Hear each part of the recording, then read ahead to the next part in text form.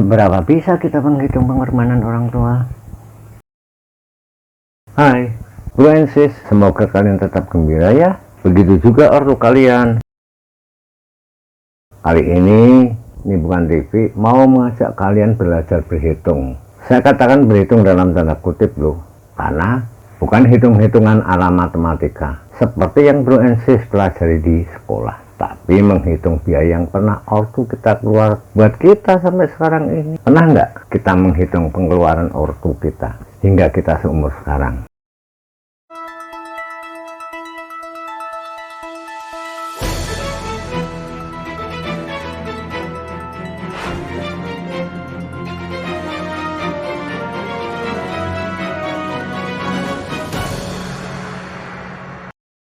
Oke, kita mulai dari sewaktu kita ada di rahim ibu kita. Ya, ketika kita mulai saat ada di kandungan ibu, so pasti ibu kita nggak akan makan sembarangan seperti biasa.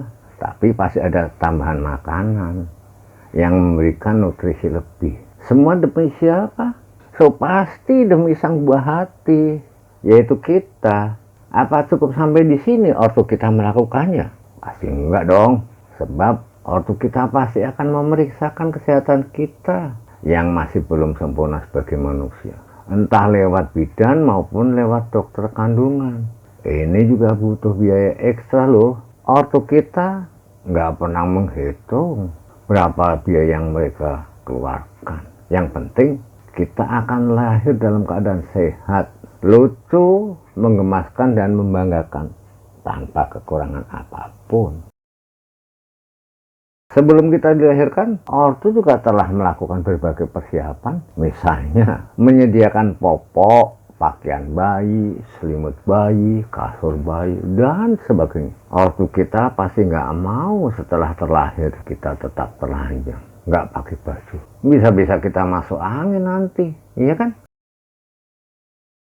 Kalau ortu punya rezeki lebih, pasti kita akan dibelikan kambing untuk diakekahi. Kalau kita perlu makanan tambahan, ortu pasti akan menyiapkan makanan tambahan. Mungkin pula tiap tahun hari kelahiran kita akan dirayakan.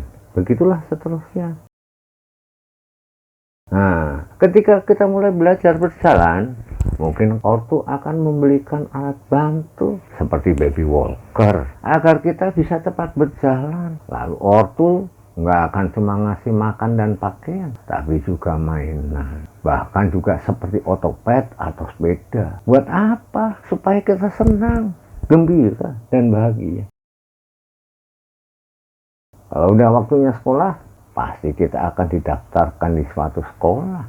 Diberikan pakaian seragam, buku, sepatu, tas sekolah, dan sederet kebutuhan lainnya.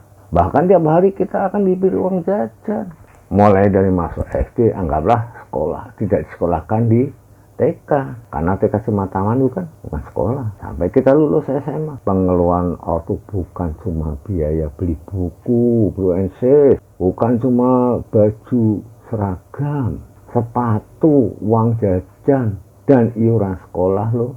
Kalau kita belajar di sekolah swasta, di sekolah biasanya ada acara ini dan itu yang butuh biaya atau sumbangan dari setiap ortu. Misalnya pada hari perayaan Hari Kartini, pada hari perayaan Hari Proklamasi Kemerdekaan Indonesia, ada peduli korban bencana alam, study tour, dan lain-lain. So pasti semua itu butuh biaya, bukan? Apalagi kalau ortu mampu menguliakan kita, pasti kebutuhan pembiayaan buat kita jauh lebih berat dan lebih banyak, bukan? Nah, kalau kita sakit, ya kalau kita sakit, apa ortu akan membiarkan kita menderita? Pasti enggak dong. Ortu pasti akan bawa kita ke dokter, ke klinik, atau bahkan ke rumah sakit. Yang kayak gini juga butuh pengeluaran, Bro and Sis. Meski begitu, kita tetap berupaya dan berdoa supaya kita tetap sehat-sehat saja.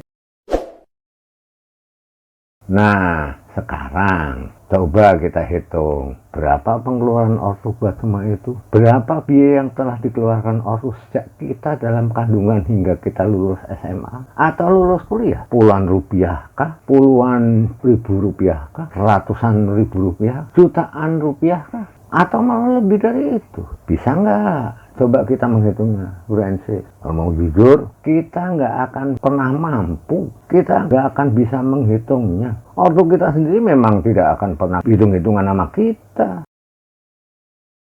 Itu baru pengorbanan ortu loh, soal materi. Bagaimana pengorbanan ortu yang non-materi, yang imaterial? Bayangkan bagaimana ibu kita mulai ngidam. Nggak enak bukan? Waktu perutnya membuncit, tidurnya serba salah. Waktu melahirkan, nyawa dipertaruhkan. Setelah lahir dan terus menyusui, tiap malam tidurnya akan terganggu. Karena apa? Karena kita pipis, pup, atau menangis karena digigit nyamuk. Pengorbanan ayah kita juga mungkin gak kalah. Ayah bisa stres waktu nunggu ibu melahirkan. Ayah kita bisa aja mempertaruhkan nyawa siang dan malam. Buat apa? Buat mencukupi kebutuhan istri dan anak-anaknya, yakni kita. Ortu kita tiap hari akan berdoa supaya kita terlahir sehat, menjadi anak pintar, serta meraih kebahagiaan. Bahkan nggak sedikit loh ortu yang bangun tengah malam mohon kepada Allah, mungkin sampai nangis-nangis, supaya anak mereka bisa meraih kebahagiaan dengan akhlak yang mulia. Siapa yang bisa menghitung semua pengorbanan non-materi itu, bro and sis? Pengorbanan materi aja kita nggak bisa hitung, apalagi pengorbanan non-materi. Betul nggak? Ortu kita nggak pernah hitung-hitungan soal pengorbanan materi. Begitu juga pengorbanan non-materi. Yang dipikirkan mereka cuma satu, kita berakhlak mulia, lalu bahagia. Mungkin karena itulah Allah melarang anak berkata kasar kepada ortu. Bahkan sekedar menyeletuk aja dilarang. Coba tengok deh ayat ke-23 surat ke-17 di dalam Al-Quran, yaitu surat Al-Isra. Allah nggak cuma nyuruh anak berbuat baik kepada ortu tanpa ada sesuatu yang melatar belakanginya. Sebab anak nggak akan mungkin mampu membalas kebaikan ortu. Bahkan sekedar menghitung pengorbanan ortu aja nggak bisa. Benar nggak, bro and sis? Sedikit firmannya yang selalu menyertakan perintah berbuat baik kepada ortu setelah perintah menyembah. Bukankah setiap ada perintah beribadahlah kepada Allah, hampir bisa dipastikan selalu diikuti dengan perintah dan berbuat baiklah kepada orang tua.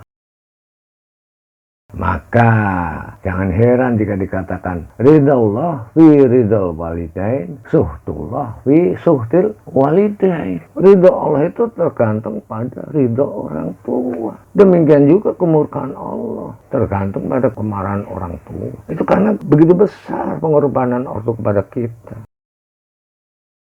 Jangan lagi bertanya kenapa Rasulullah sampai mengatakan surga di bawah telapak kaki ibu. Sebab pengorbanan ibu nggak bisa digantikan dengan apapun. Nggak perlulah cari-cari dalil kenapa dilarang melawan orang tua. Apalagi sampai membawa orang tua ke meja hijau. Na'udzubillah min dzalik. Nggak perlu pula menghitung-hitung pengorbanan ortu karena kita nggak akan mampu menghitungnya. Yang lebih penting adalah menjawab pertanyaan ini dengan perbuatannya. Sudahkah kita membahagiakan orang tua? Kalau belum, yuk kita mulai. Mumpung ortu kita masih ada. Jangan sampai nyesel deh setelah ortu nggak ada. Moga-moga tayangan ini bukan TV ini bisa jadi renungan kita semua.